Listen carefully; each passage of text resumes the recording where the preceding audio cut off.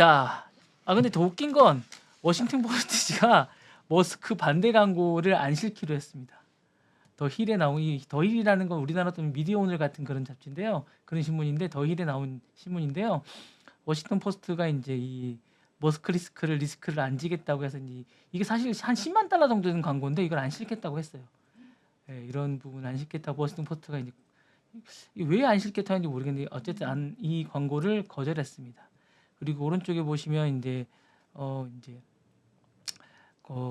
누가 이제 그 일론 머스크의 와 도지의 그 행보를 막을 것인가? 왜냐하면 최근에 얼마 되지도 않았는데 지금 10,000명을 잘라냈거든요.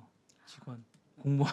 왜냐하면 우리나라뿐만 아니라 이제 그 미국도 이제 이런 공무원 사회가 사실은 고용이 좀 보장되는 사회인데 뭐 그 인턴 6개월밖에 안 된 인턴들까지도 바로 가라고 이렇게 얘기할 정도로 지금 고용이 되게 불안한 상황입니다. 그러다 보니까 이런 부분이 있는데 그러다 보니까 지금 리스크가 상당히 큽니다. 왜냐하면 주가가 지금 보시면 물론 이제 뭐 사실은 이제 그 테슬라 주가가 그렇게 뭐 사실 기술력이 그렇게 좋은 건 아니었지만 어쨌든 기본적으로 이제 일론 머스크뿐만 아니라 스페이스X나 이런 것들에 대한 어떤 자율주행이나 이런 것들에 기대감이 있긴 있었는데 주가가 그래서 어쨌든 한 $100 후반대에서 이제 $400 후반대까지 뛰었거든요. 거의 3배 가까이 뛰었는데 지금 $350대라고요. 너무 많이 떨어졌어요.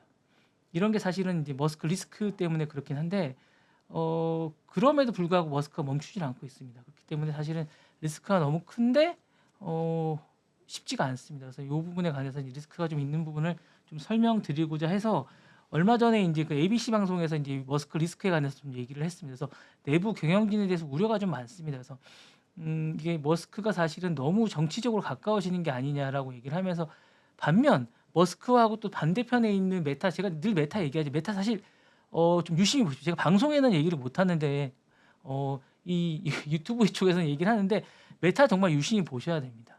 메타는 사실은 메타의 그 CEO는 학습 능력이 정말 뛰어난 사람입니다. 제가 볼 때 저크버그는 학습 능력이 정말 뛰어나고 변주에 능한 그런 친구입니다. 그러니까 사실은 페이스북을 여러분들이 그 메타의 저커버그가 처음 만들었다 생각하지만 아이디어를 그 쌍둥이 형제에서 가져온 겁니다. 그래서 사실은 나중에 그 싸움도 붙고 막 이랬는데 그 변주에 능합니다. 그래서 사실은 뭐 인스타나 뭐 왓츠앱이나 이런 것들을 하면서 이제 메타를 키워왔는데 지금 머스크가 이제 그 트럼프랑 이제 합쳐지고 이런 것들을 보면서 어떻게 하면 주가를 띄우는 부분을 잘 유심히 보면서 잘 배워온 겁니다. 그러면서 지금 메타를 주가를 엄청나게 $500대에서 지금 거의 $700 후반대까지 뛰어왔습니다.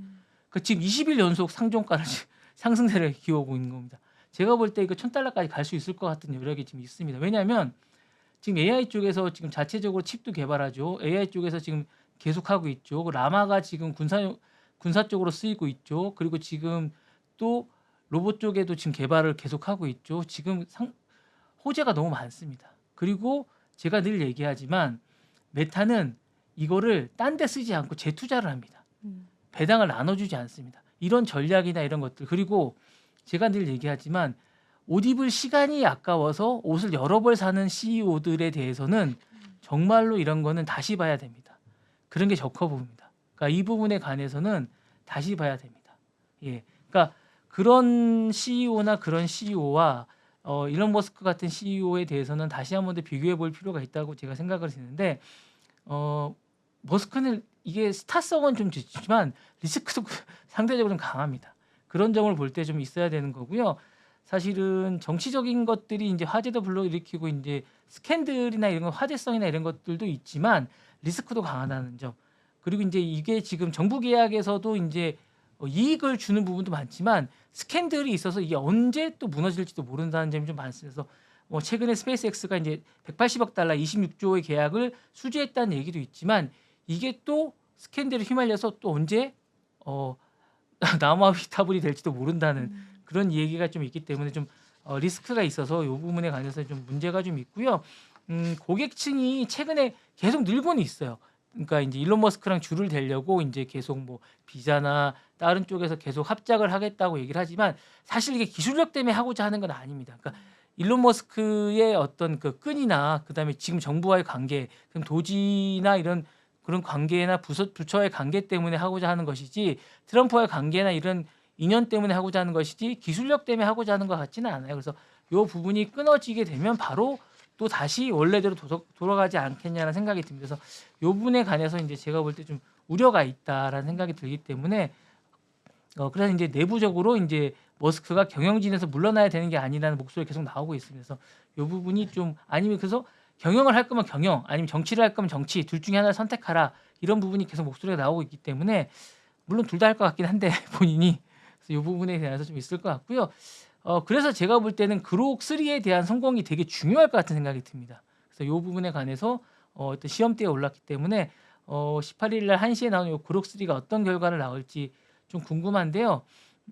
저는 큰 기대는 하지 않습니다.